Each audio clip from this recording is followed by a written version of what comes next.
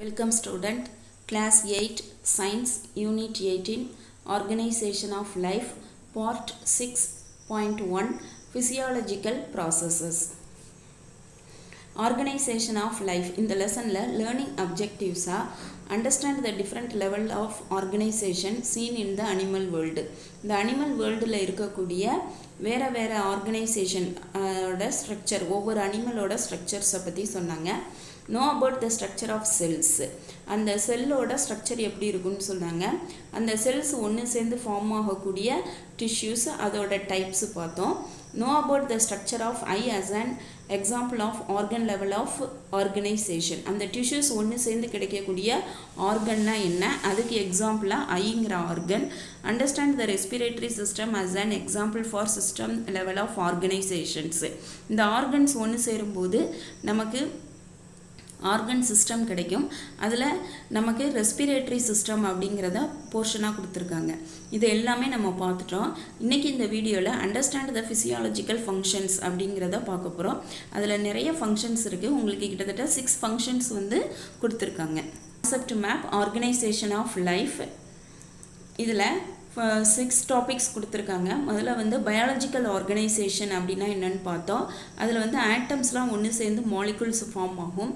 அந்த மாலிகுல்ஸ் எல்லாமே ஒரு கெமிக்கல் ரியாக்ஷனுக்கு உட்படும் போது செல் ஆர்கனல்ஸ் அப்படின்னு ஃபார்ம் ஆகும். செல் ஆர்கனல்ஸ் அப்படிங்கிறது செல்லு உள்ளார இருக்கக்கூடிய பார்ட்ஸு. அப்போ அந்த பார்ட்ஸ் எல்லாம் ஒன்று சேர்ந்து தான் நமக்கு செல்ஸ் கிடைக்கும். செல்ஸ் ஒன்று சேர்ந்து டிஷ்யூஸ் கிடைக்கும். டிஷ்யூஸ் ஒன்று சேர்ந்து ஆர்கன்ஸ் கிடைக்கும். அந்த ஆர்கனில் உங்களுக்கு ஹியூமன் ஐயை பற்றி கொடுத்துருந்தாங்க. ஹியூமன் ஐயை எக்ஸ்டர்னல் ஸ்ட்ரக்சர் இன்டர்னல் ஸ்ட்ரக்சர்னு ரெண்டாக பிரித்து ஒவ்வொன்றிலையும் 5 பார்ட்ஸ் நம்ம பார்த்தோம். அடுத்தது ஆர்கன்ஸ் சில ஆர்கன்ஸ் ஒன்று சேர்ந்து ஆர்கன் சிஸ்டம் ஒரு பர்டிகுலர் ஃபங்க்ஷனுக்காக ஒன்று சேரும். அந்த ஆர்கன் சிஸ்டம்னா என்னென்னு பார்த்துட்டு அதுக்கு எக்ஸாம்பிளாக ரெஸ்பிரேட்டரி சிஸ்டம் அப்படின்னு கொடுத்துருந்தாங்க. அதோட ஸ்ட்ரக்சர் எப்படி இருக்குன்னு பார்த்துட்டு அதோட மெக்கானிசம் ஆஃப் ப்ரீத்திங் அப்படிங்கிறதையும் நம்ம பார்த்தோம். இப்போ உங்களுக்கு 6th டாப்பிக்காக ஃபிசியாலஜிக்கல் ப்ராசஸஸ் அப்படின்னு சொல்லி கொடுத்துருக்காங்க. இதில் 6 டாபிக்ஸ் இருக்குது. Homeostasis, டெஃப்யூஷன், osmosis, ஆஸ்மோ regulation, cellular respiration, metabolism. இன்றைக்கி இந்த வீடியோவில் நம்ம ஹோமியோஸ்டேசிஸ்னால் என்னன்னு சொல்லி பார்க்க போகிறோம். physiological processes. முதல்ல physiological processesனால் என்னன்னு சொல்லி பார்ப்போம். The ways in which biomolecules, cells, tissues, organs and organ system work together to accomplish the complex goal of sustaining life are called physiological processes. இதை தான் physiological processes அப்படின்னு சொல்கிறாங்க. அப்போ என்ன சொல்கிறாங்க? The way in which biomolecules, cells, tissues, organs, organ system work together. நம்ம ஏற்கனவே சொன்ன மாதிரி அந்த ஆட்டம் ஒன்று சேர்ந்து மாலிகுல் ஃபார்ம் ஆகும். அந்த மாலிகுல்ஸ் ஒரு பர்டிகுலர் கெமிக்கல் ரியாக்ஷன்னால் செல்லு உள்ளார இருக்கக்கூடிய ஆர்கனல்ஸ் ஃபார்ம் ஆகும். அப்போ செல்ஸ் ஃபார்ம் ஆகுது. செல் ஒன்று சேர்ந்து டிஷ்யூஸ், டிஷ்யூஸ் ஒன்று சேர்ந்த ஆர்கன், ஆர்கன் ஒன்று சேரும்போது ஆர்கன் சிஸ்டம். அப்போ இதெல்லாம் ஒர்க் டுகெதர் ஒன்றா வேலை செய்ய ஆரம்பிக்குது. எதுக்காக ஒன்றா வேலை செய்யுது? To accomplish the complex goal of sustaining life. நம்மளோட லைஃப் ஒரு சஸ்டைனிங் லைஃபாக இருக்கிறதுக்காக எல்லாமே ஒன்று சேர்ந்து ஒர்க் பண்ணுது. இந்த இதை தான் நம்ம என்னென்னு சொல்கிறோம்? ஆர் கால்டு ஃபிசியாலஜிக்கல் ப்ராசஸஸ் அப்படின்னு சொல்கிறோம். அப்போ இதிலேருந்து இது வரைக்கும் சப்ஜெக்டு, ஆர் கால்டு அப்படிங்கிறது வெர்பு.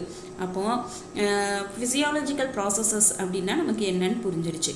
அந்த செல் எல்லாமே ஒன்று சேர்ந்து நம்மளோட லைஃப் நல்லா இருக்கணும் அப்படிங்கிறதுக்காக ஒர்க் பண்ண ஆரம்பிக்குது.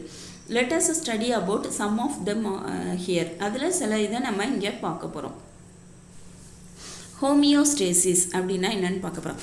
இதுக்குன்னு ஃபஸ்ட்டு ஒரு ஸ்டோரி பார்த்துட்டு வந்துடுவோம். இப்போ ஒரு ஃப்ராகு ஒன்று எடுத்துக்கிறோம்.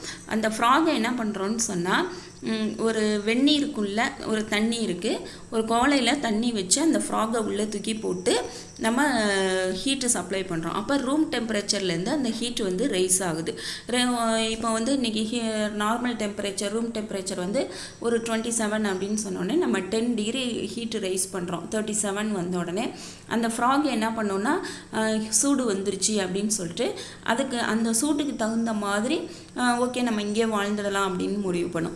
அடுத்தது 47 அப்படின்னு சொன்னப்போ திரும்பவும் அது என்ன பண்ணுன்னா அந்த சூட்டுக்கு தகுந்த மாதிரி தன் உடல் வெப்பநிலையை மாற்றிக்கிட்டு அதுலேயே சஸ்டெயின் ஆகும்.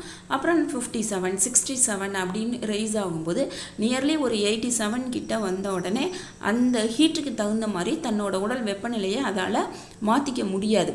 அப்போ மாற்றிக்க முடியலன்னு சொன்ன உடனே அந்த ஃப்ராக் என்ன பண்ணுன்னு சொன்னால், சரி நம்ம இங்கே வாழ முடியாது, இனிமேல் இங்கேருந்து தப்பிச்சு வெளியே போயிடலாம் அப்படின்னு நினைக்கும்.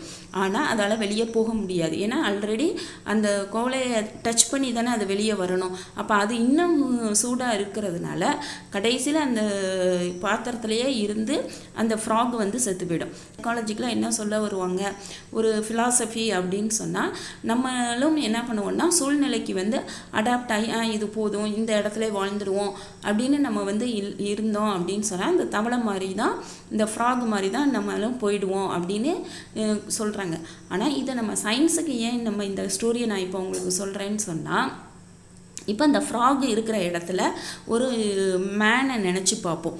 அப்போ அந்த மேன் என்ன பண்ணுவார், இப்போ நார்மல் டெம்பரேச்சர் இருக்குது, அவருக்கு அதே மாதிரியான ஹீட்டை நம்ம ரைஸ் பண்ணிக்கிட்டே வர்றோன்னு சொன்னால் ஒரு 37-40 கிட்ட நெருங்கின உடனே நம்ம அப்படியே ஸ்வெட்டிங் வர ஆரம்பிச்சிடும், வேர்வை வந்து அவங்களால அங்கே இருக்கவே முடியாது.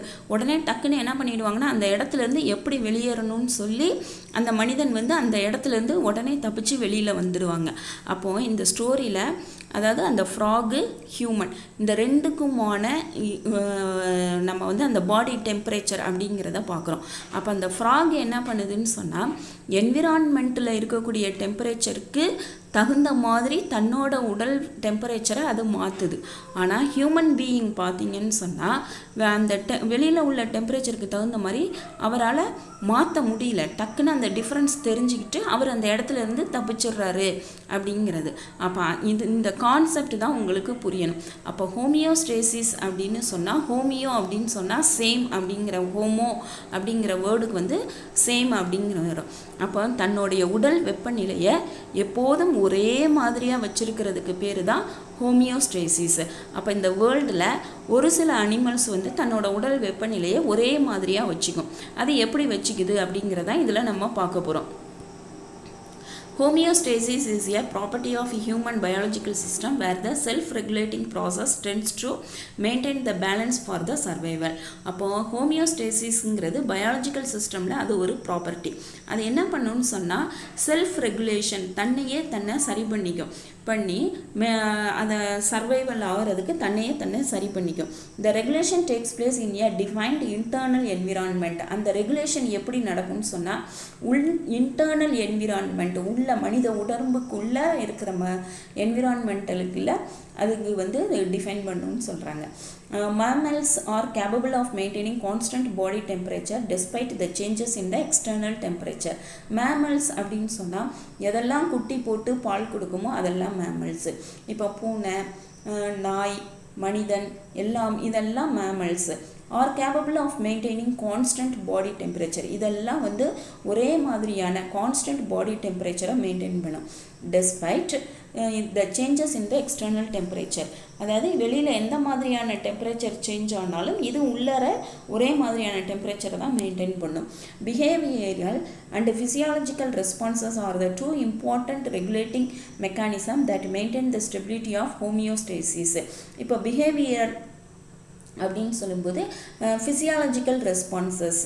இப்போ நம்ம ஃபிசியாலஜிக்கல் ரெஸ்பான்ஸ் அப்படின்னு சொன்னால், இப்போ நமக்கு வேர்க்குது அப்படின்னு சொன்னால் எங்கே காத்தோட்டமாக இருக்குமோ அங்கே வந்து நம்ம உட்காருவோம். இப்போ நமக்கு குளிருது அப்படின்னு சொன்னால் எங்கே ஹீட் இருக்கோ அங்கே போய் நம்ம நிற்போம். அப்போ அந்த ஃபிசியாலஜிக்கல் ரெஸ்பான்சஸ் அண்டு பிஹேவியர், இப்போ எண்ணெய் தேய்ச்சி குளிக்கிறது இதெல்லாம் வந்து அந்த பிஹேவியர் அந்த மாதிரி வந்து தன்னை வந்து ரெகுலேட் பண்ணும். Behaviour and physiological responses are the two important regulating mechanism. அதுதான் important regulating mechanism that maintain the stability of homeostasis.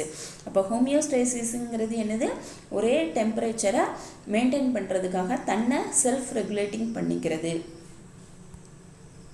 In simple term, it would be referred as a balance in a system to maintain a stable internal environment for the survival of the animal. இப்போ இதை எப்படி சொல்கிறாங்க simple term அப்படின்னா புரிகிற மாதிரி எப்படி சொல்கிறாங்கன்னு சொன்னால், அதாவது பேலன்ஸ் பண்ணிக்குது தன்னை வந்து இந்த இன்டர்னலாக தன்னை பேலன்ஸ் பண்ணி வாழ ஆரம்பிக்குது. If the homeostasis regulates successfully life continues. Homeostasis வந்து தன்னை கரெக்டாக ரெகுலேட் பண்ணிட்டு இருந்தால் லைஃப் கண்டினியூ ஆகும். If unsuccessful death or disaster occurs. அந்த ஹோமியோஸ்டேசிஸ் அதால் ரெகுலேட் பண்ண முடியலன்னா இறந்து போயிடுவாங்க. All the process of integration and coordination of function are mediated by nervous and hormonal system. அப்போ அந்த ஹோமியோஸ்டேசிஸ் நடக்கிறதுக்கு எது ஹெல்ப் பண்ணுது? இந்த மாதிரியான இன்டகிரேஷன் கோஆர்டினேஷன் ஃபங்க்ஷனை வந்து எது பண்ணுதுன்னு சொன்னால் நம்மளோட நர்வஸ் அண்ட் ஹார்மோனல் சிஸ்டம் பண்ணுது.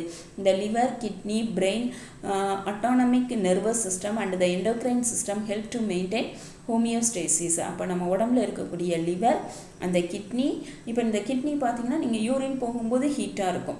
அதே மாதிரி லிவர் கரெக்டாக ஃபங்க்ஷன் ஆனால் தான் டைஜஸ்டிவ் ஒழுங்காக நடக்கும். அதே மாதிரி பிரெயின் ஆக்டிவாக இருந்தால் தான் பிளட்டை கரெக்டாக கொண்டு போகிறது, ஆக்சிஜன் கொண்டு கொடுக்கறது, கார்பன் டை ஆக்சைடை வெளியே அனுப்புறது, இதெல்லாம்.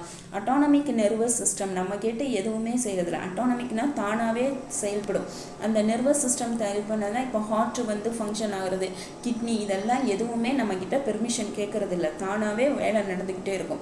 அதே மாதிரி எண்டோக்ரைன் சிஸ்டம் அதுவும் அப்படி தான். அப்போ இது எல்லாமே வந்து கரெக்டாக ப்ராப்பராக ஃபங்க்ஷன் ஆகும்போது ஹோமியோஸ்டேசிஸ் வந்து மெயின்டைன் ஆகுது. Maintenance of body fluid concentrations, body temperature are done by various biophysical and biochemical method. அப்போ body fluid concentration, fluidனா நம்ம ஏற்கனவே படிச்சிருக்கோம். fluidங்கிறது லிக்யூடும் கேஸும் சேர்ந்தது தான் நம்ம காமனாக fluidங்கிற வேர்டை யூஸ் பண்ணுவோம். அதாவது maintenance of body fluid concentration, அதுவும் பாடி டெம்பரேச்சரும் எது மூலமாக நடக்குதுன்னு சொன்னால் various biophysical and biochemical method மூலமாக நடக்குது. Human beings are warm blooded in nature. பொதுவாகவே மனித உடம்பு வந்து வார்ம் பிளட்டாக தான் இருக்கும். அப்படின்னா that is they maintain their body temperature as constant. Warm பிளட்டுங்கிற ஒரே மாதிரியான டெம்பரேச்சரை அது மெயின்டைன் பண்ணிக்கிட்டே தான் இருக்கும். when the body temperature rises, sweat is produced to bring the temperature down. இப்போ நம்ம உடம்புல டெம்பரேச்சர் வந்து ரைஸ் ஆகிடுச்சு அப்படின்னு சொன்னால் உடனே ஸ்வெட்டிங்காக அதை வெளியேற்றிடும், டெம்பரேச்சர் குறைஞ்சிடும். இப்போ நீங்கள் வேர்த்து முடித்த உடனே உங்கள் உடம்பை நீங்களே தொட்டு பார்த்தீங்கன்னு சொன்னால் ஜில்லுன்னு இருக்கும். அப்போ அந்த உடம்பு வந்து தன்னோட அந்த ஹீட்டை வெளியே ஏற்றிட்டு உடம்பை கூலிங்க்கு கொண்டு வருது. when the body temperature lowers, நம்ம டெம்பரேச்சர் லோவர் ஆகிடுச்சின்னு சொன்னால் heat is produced by the muscular work by shivering. அப்போ ஹீட் வந்து ப்ரொடியூஸ் பண்ணணுங்கிறதுனால நமக்கு நடக்குது. இப்போ நீங்கள் ஊட்டி, கொடைக்கானல், குற்றாலம் இங்கெல்லாம் போகிறீங்க அப்படின்னு சொன்னால் உங்களுக்கு வந்து குளிரில் நடுங்குது அப்படின்னு சொன்னால் உங்கள் உடம்புக்கு ஹீட்டு தேவைப்படுதுன்னு அர்த்தம். இப்போ நம்ம உடனே என்ன பண்ணுவோம், அவங்க அந்த மாதிரி உள்ளவங்களுக்கு உள்ளங்கை, உள்ளங்கால் இதெல்லாம் நல்லா தேய்ச்சி விட்டு ஹீட்டை வந்து ப்ரொடியூஸ் பண்ணுவோம். அப்போது ஹீட்டை வந்து குறைக்கணும்னா ஸ்வெட்டிங் மூலமாக வெளியேற்றுது. ஹீட்டு வேணும்னா ஷிவரிங், நடுக்கம் மூலமாக தன்னோட உடம்புல ஹீட்டை ப்ரொடியூஸ் பண்ணிக்குது. This is an example for homeostasis. இதை தான் உங்களுக்கு ஹோமியோஸ்டேசிஸ்க்கு எக்ஸாம்பிளாக சொல்லி புரிய வைக்கிறாங்க, எப்படி தன்னோட உடம்பை வந்து தானே செல்ஃப் ரெகுலேட் பண்ணுது அப்படிங்கிறது. இதை தாண்டி நம்மளும் நம்ம உடல்நிலையை கரெக்டாக மெயின்டைன் பண்ணணும். இப்போ ஆண்கள் அப்படின்னு சொன்னால் சனிக்கிழமை தோறும் எண்ணெய் தேய்ச்சி குளிக்கணும், பெண்கள்னு சொன்னால் வெள்ளிக்கிழமை தோறும் எண்ணெய் தேய்ச்சி குளிக்கிறது.